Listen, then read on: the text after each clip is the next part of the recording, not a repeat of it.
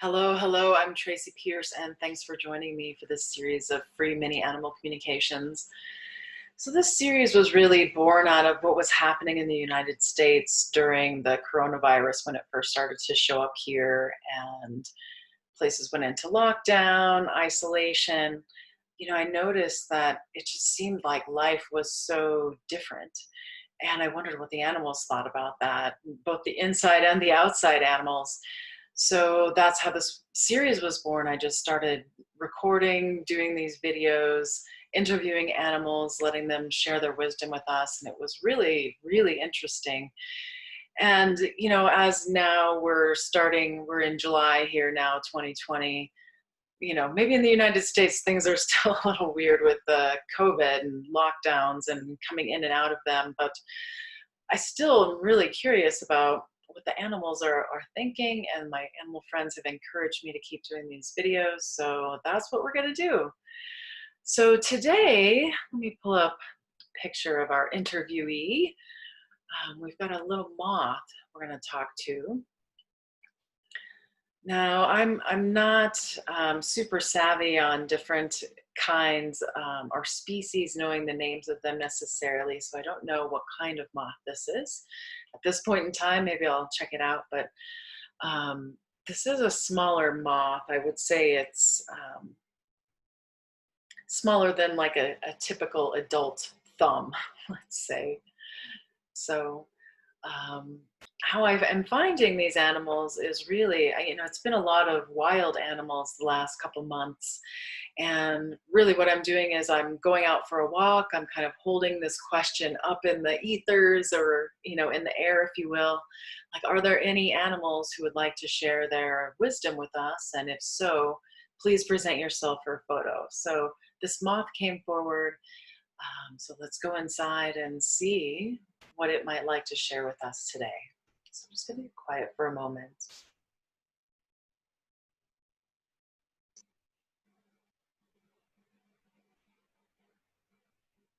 What comes forward first is the delicateness of this creature. It's showing me its wings and,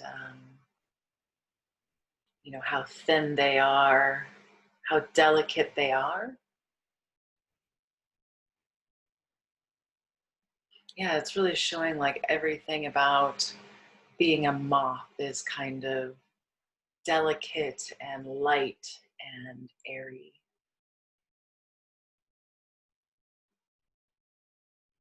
What else would you like for us to know about you or your species, or any advice you might like to give us humans?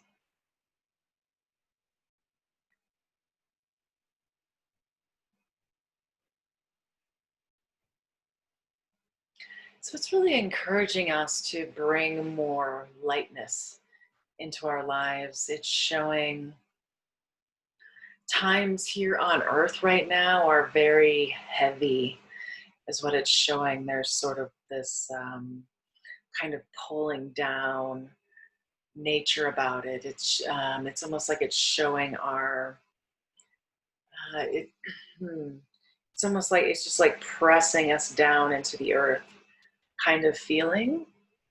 Everything that's going on, especially in the United States, it's showing, there's just this kind of social upheaval, civil unrest, um, a lot of fighting and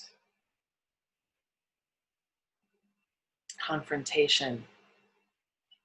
It's showing how that really um, weighs us down. Is what it's showing humans. All those kind of actions and that energy weighs us down, makes life heavy. Do you have any suggestions how we might be able to lighten up? Like we are dealing with some very heavy issues in the world today, and um, some of us feel it's important to be involved. It's not like we can just look the other way. Do you have any suggestions for us?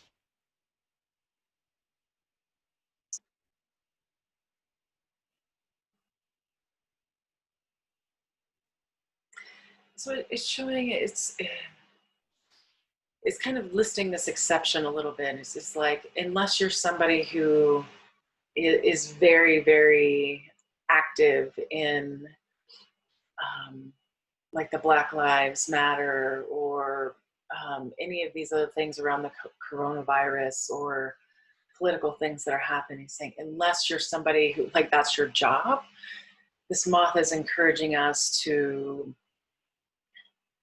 watch how much time we're spending, like in like plunging our consciousness into that kind of information, where he's saying, I'm not advising to ignore everything that's going on, but maybe you set a limit where it's only at 11 a.m. every day you check the news, or maybe it's even every other day you check the news, showing like there's a sense of when we're really, really plugged into this churning and grinding kind of energy that the news brings, you know, like what's happening in the world today. They always kind of bring that perspective of harshness and, you know, the stuff that gets the ratings. This moth is really encouraging us to be aware of how much time we are putting our consciousness into that, or allowing it to permeate our consciousness, it says, would be more accurate. Okay. And this is a really individual thing. It's showing like maybe there are some people who really do need to avoid the news for a whole week and just like really let their nervous system come out of it. You know, and it's kind of pointing towards me saying, okay, Tracy, maybe you need to start limiting to once per day or twice at these particular times.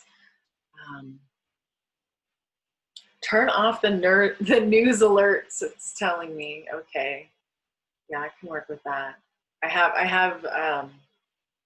Yeah, when all this coronavirus stuff started was actually the first time I ever had a news app on my phone. So it was kind of like peaking up, and now it's like, okay, I need to dial it back. I've dialed it back a little bit, but is there anything else that you want to share with our viewers about that?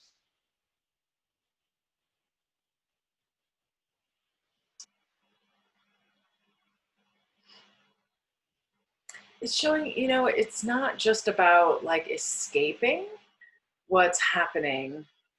It's like, that's not what I'm advising. It's not about being connected from what's really happening in the world.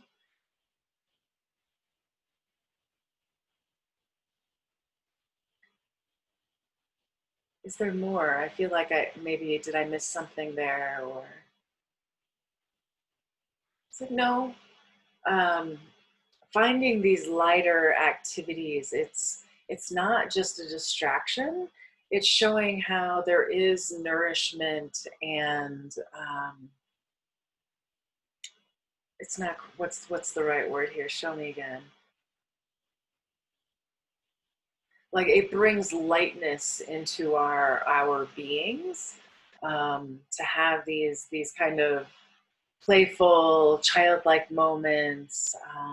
It's showing how, you know, people right now who have young children, like there's an invitation to kind of plug into how the kids are doing things a little bit more, to take that same kind of childlike curiosity, positioning, doing things, like bringing that in. Um, a sense of like really needing to be more creative with the activities and things we're coming up with.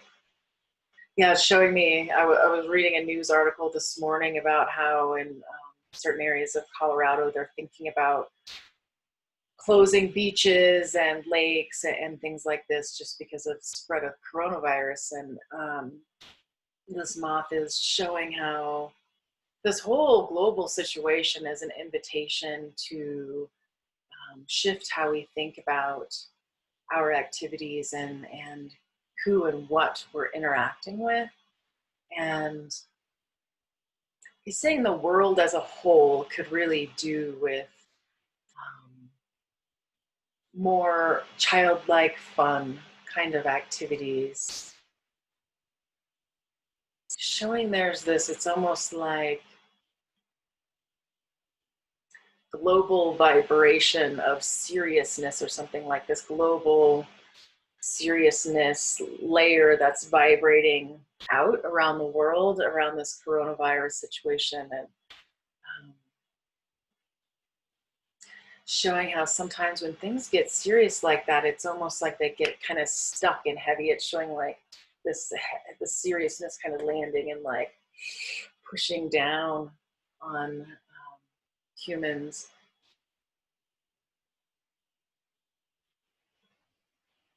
Yeah, when we're too serious is when it's like we start to feel the pressure. It's almost like gravity gets heavier or something is what it's showing. It's showing like this progression of somebody getting older and how, you know, maybe we start small and we grow up, but then as we continue to age, like we might get a little bit shorter because of gravity. It's showing that same kind of thing, like the seriousness puts a heaviness and increased gravity in our energy that is not helpful. Yeah, it increases the aging process or speeds it up a bit, is what this moth is saying. Do you have any, I mean, I know you've said enjoying childlike activities, or do you feel like there's a certain way that people might be able to find that right activity for them? Says, well, if you have kids, like really see what it's like to let the kids pick the activity. And, you know, of course, maybe have to give a little bit of guidance or boundaries with that, but being open to letting the kids just come up with some random fun game. There's almost a sense of like, as an adult, letting the kid lead you. Well, what about those of us that don't have kids? He says, well, then there's those people that have pets and don't have kids. They can really um, be with their animal and play in different ways. Like there's this moth really feels like domestic animals have gotten, you know how there's that expression, the short end of the stick. It's saying like the long end of the stick, like the good end of the stick. In the coronavirus lockdown stuff, like this moth feels like domestic animals have really gotten a lot from it. And yeah, just encouraging us to tune into our pets and like tap into their silliness. Like, you know, most pet owners have an idea of how they can like kind of tickle their pet. Like I'm kind of talking metaphorically, tickle, you know, to kind of incite them to play. And there's a sense of letting the animal kind of, you know, once things get going, letting the animal take the lead a little bit too. So it kind of sounds like a lot of what you're sharing is about letting that adult part of us kind of maybe step aside and let, you know, if we have animals or kids, letting them show us new ways to have fun or have adventures. Yeah, that's pretty cool. All right, so little moth friend, I wonder, is there anything else that you really want to share with us? What kind of moth wisdom or anything else that you feel we should know about you, or advice you want to give us?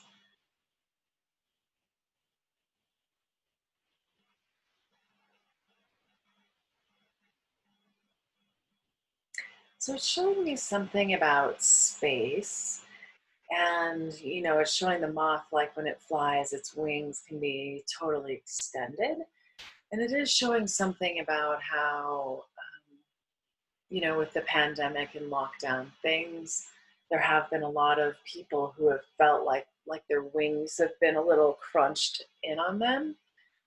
Like we don't have as much space to get out and stretch and let our energy spread.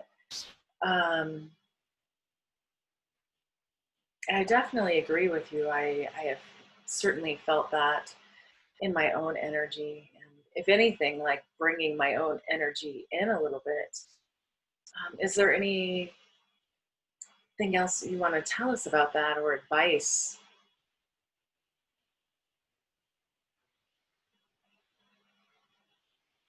So it is, it's interesting. It's almost like it's pointing its finger back at some of the really earlier animal communications we did. And unfortunately, I'm not specifically remembering which ones they were, but many of the early animals talked about this containment thing that happens for them, especially domestic animals. A lot of them might live in cages, like birds or hamsters or reptiles, snakes. They live in a cage, and there's a certain, as Moth is saying, way of containing their energy that the pets learn because they have to. And showing like as a human race, we tend to just kind of spill our energy everywhere.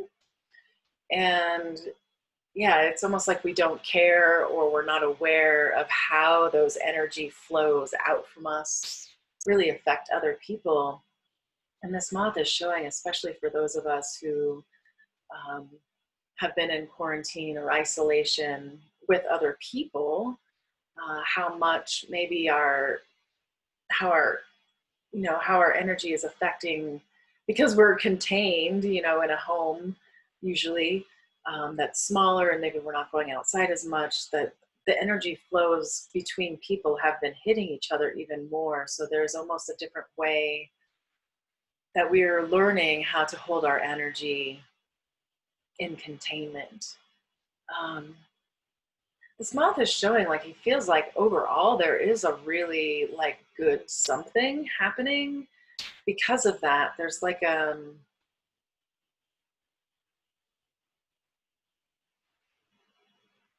it feels like there's a certain something in human evolution, like energetically, that's happening because of this.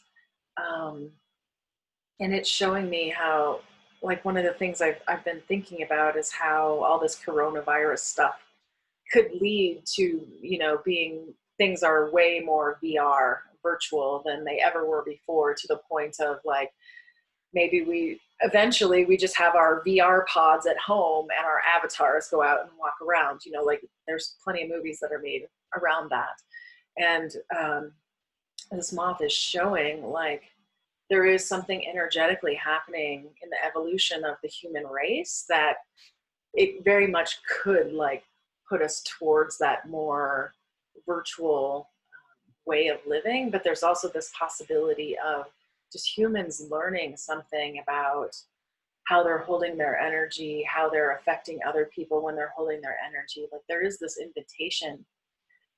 The moth is like, I really hope, there's this sort of like, I don't know, I really hope this is true, but that it's possible there are enough humans that are aware of this kind of energetic evolution that's happening that may be able to study it or bring it into some kind of more scientific awareness.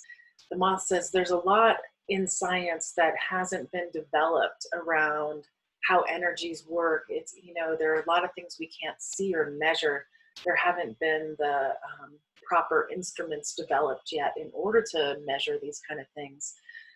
It's showing how, yeah, there's this hope. It's like, it's almost like this tiny little flame in this moth's heart of hope of like, okay, the human race could go in this great direction if they could only pay attention to this energetic aspect.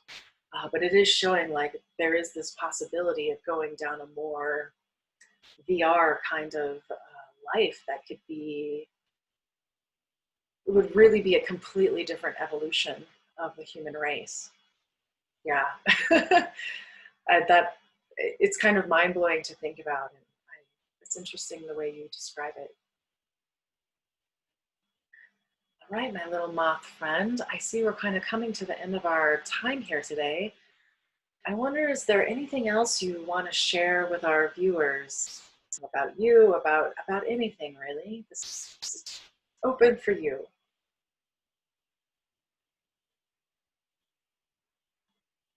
It's thanking me for doing this series.